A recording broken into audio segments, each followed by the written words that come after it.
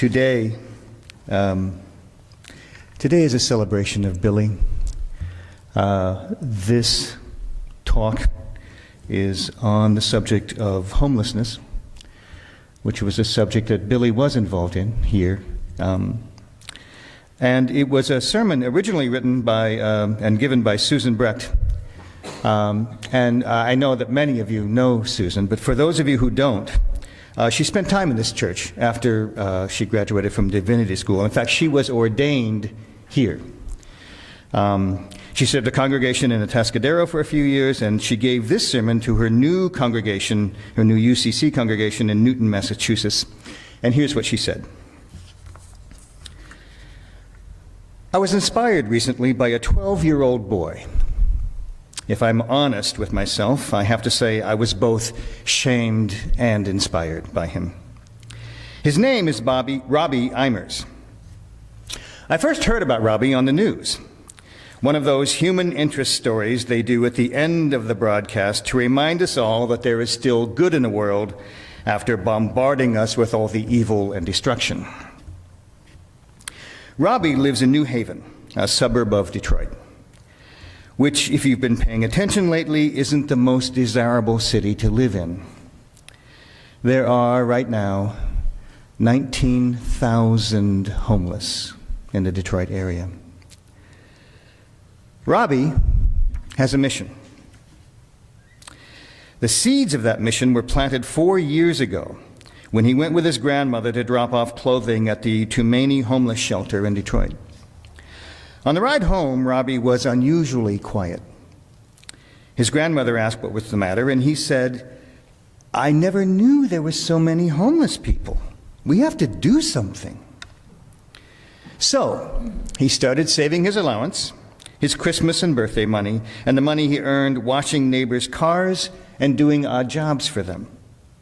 Today, on either a Saturday or a Sunday, you'll find Robbie using that money to grill hot dogs and dish up potato salad for a line of 50 homeless people across from the Tumani Center. His grandmother drives him there in a van that is filled with clothing, toiletries, water, and food that he's gathered. Robbie's immediate goal is to fill stomachs. His long-range goal is to end homelessness. He and his younger sister, Emma, she's 8, have started the Eimers Foundation.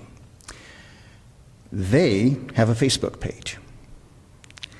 They don't actively seek donations, but the site visitors sometimes donate food and other items. The Detroit Tigers' first baseman, Miguel Cabrera, donated Triple Crown t-shirts, a signed baseball, and other stuff to their foundation. During the school year, students at the school where his grandmother is a secretary make sandwiches for him to hand out. Volunteers show up to help serve. Shauna Johnson, one of the people Robbie serves, talks about him this way. It's amazing that a child so young would be out here shaking hands, talking to everyone, and caring. Robbie is right out there in front.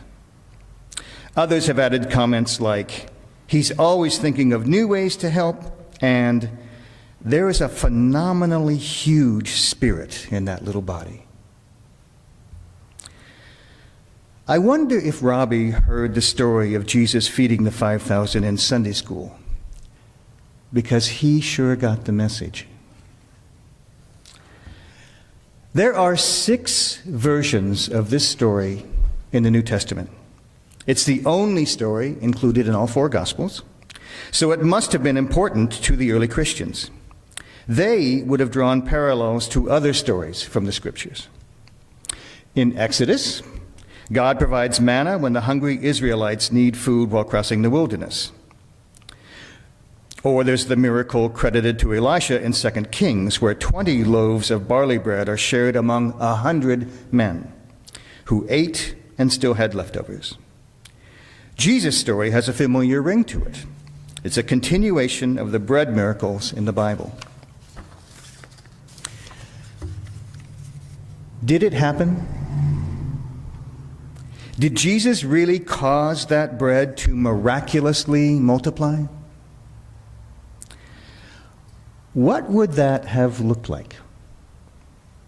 Matthew doesn't tell us.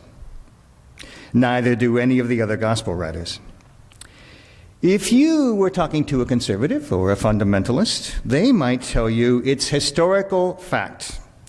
They might have differing versions of how it may have transpired, but they would be assured that it did.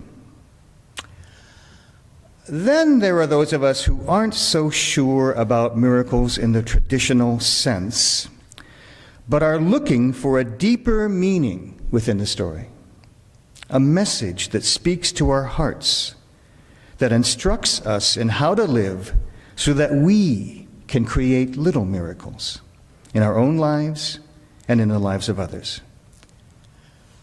That's how this story speaks to me. Have you ever been out walking with a friend in downtown Los Angeles, say, and you pass by someone asking for a handout so they can buy food? You walk on by, but your friend stops and pulls out $1. Little pangs of guilt wash over you, and you go digging in your pocket for something to contribute. Could something like that have happened among those 5,000? Or thousands more if you count the women and children. When I read this story, 2 phrases grab me. He had compassion for them. Jesus wasn't about to send them away hungry to fend for themselves. There were enough people there to fill a village and not a Trader Joe's in sight. Then he said to the disciples, "You give them something to eat." Wait a minute, Jesus, let's get real. We have only 5 loaves and 2 fish that will barely feed us. What do you expect us to do? Jesus knew better. He called the crowd to him, blessed those meager rations, and sent the skeptics out to distribute what little they had. And after they ate, we're told, there were leftovers. Maybe, just maybe, as people in the crowd saw the disciples willing to share what little they had, maybe they started reaching in their pockets, looking for that small piece of bread or fish that they'd wrapped up and tucked away for the journey that day. Maybe they were inspired to share it with those sitting around them who had nothing. Maybe that spirit of generosity took hold and spread over the crowd and became infectious. Maybe, just maybe, that was the real miracle that day. Maybe that's what this story is here to tell us. Robbie didn't have much to begin with. His meager savings, a big heart, lots of compassion, combined with a mission. But what he had multiplied as he inspired others who rallied to his cause and opened their hearts and wallets and gave of their time. In a country where so many are looking out for only themselves, that too may qualify as a miracle. In Massachusetts, where Susan is now, she writes of the recent statewide rallies against her state providing shelter for 1,000 children who entered our country illegally. What would Jesus say, she asks, about showing compassion for those in dire circumstances? For those children trying to reunite with their parents in this country? Or for those parents who are trying to protect their children from the drug lords and gang violence of their home countries? For those hoping to find a better life for themselves and their children? What would Jesus say to those who buy into a culture that tells us we need to protect what we have? It's never enough. All the while grasping for more, oblivious to the common good. Susan writes that she was shocked and saddened to read that half the residents of her state were opposed to the governor's attempts to act with generosity and compassion toward those 1,000 children. She adds that while people may have differing views on how to solve the larger immigration issue, this is a humanitarian issue. These children's lives are at stake. Susan writes that if a 12-year-old boy can rally people to help him feed the homeless in his hometown once a week, then surely the people of her state can reach out to 1,000 homeless children for a few months. She then lists a number of ways that those in her congregation can serve those in need in their community. This morning, I and a few others would like to invite you to do the same. Here are some ways. There is a need, a constant need, for food bank contributions, and we have an outlet for that in this church every week that Michelle organizes. Michelle, do you want to say a quick word about that?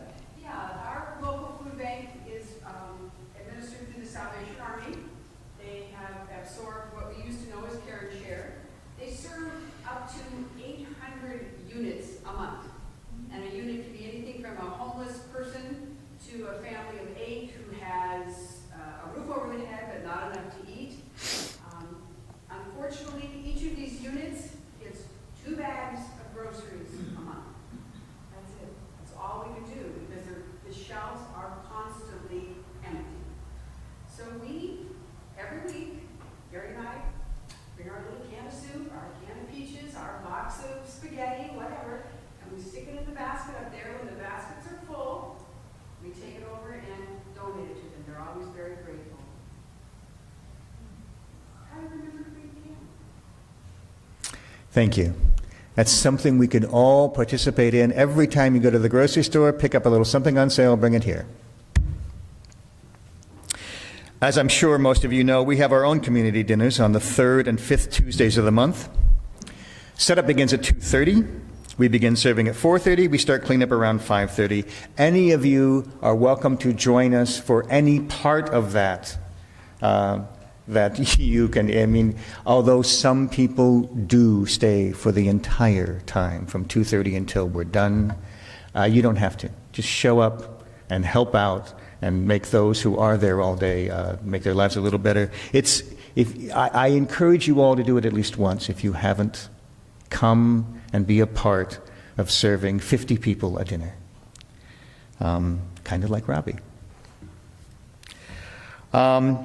If you can't help on Tuesdays, there are other local groups that serve dinners on other nights. We have a schedule of those dinners, and there are places, local places, where you can go if you can't come here on Tuesday and help others serve dinners.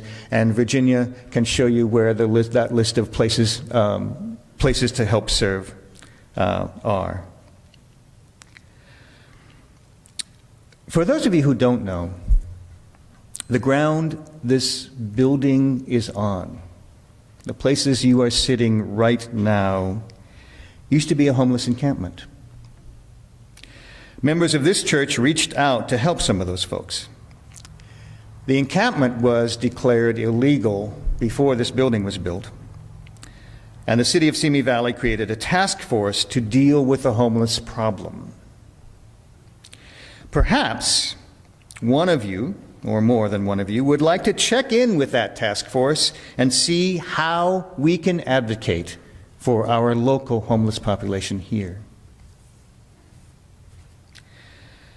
Susan ends her message by saying that her hope is that each one of us will discover a passion to serve.